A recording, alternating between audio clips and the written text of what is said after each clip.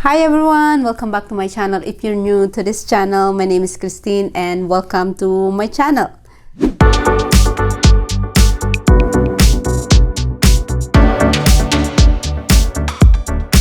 For today's video, I'll be doing my Ipsy Glam bag unboxing for this month. I cannot wait. I'm so excited every time I do receive my Ipsy Glam bag.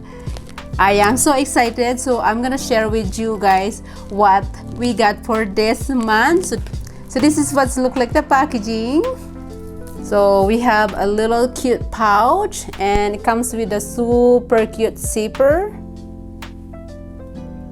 And it comes with this super cute zipper, watermelon. And also I love the color of the pouch, pink, my favorite color, so it's so cute and I love it.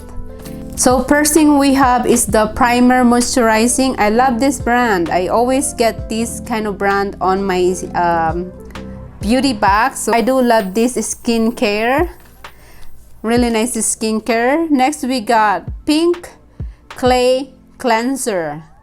Very interesting for me. Pink clay cleanser. And we got this Groom and Sculpt tinted brow gel. I do believe this is for eyebrows. And the shade black. I cannot wait. Maybe I'll try it tomorrow. I don't know. But I'm excited to try this on.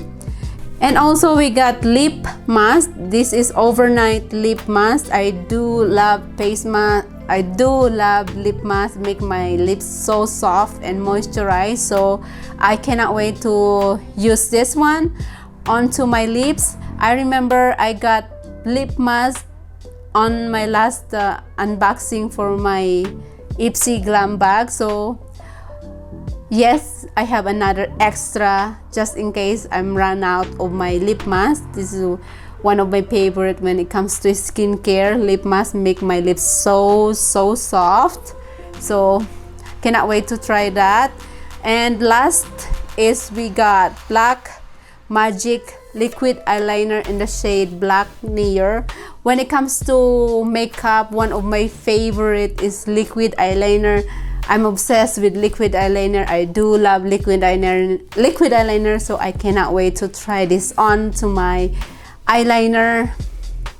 So I cannot wait to try this onto my eyelid. I love liquid eyeliner, and yeah, I'm excited to try this onto my eyelid.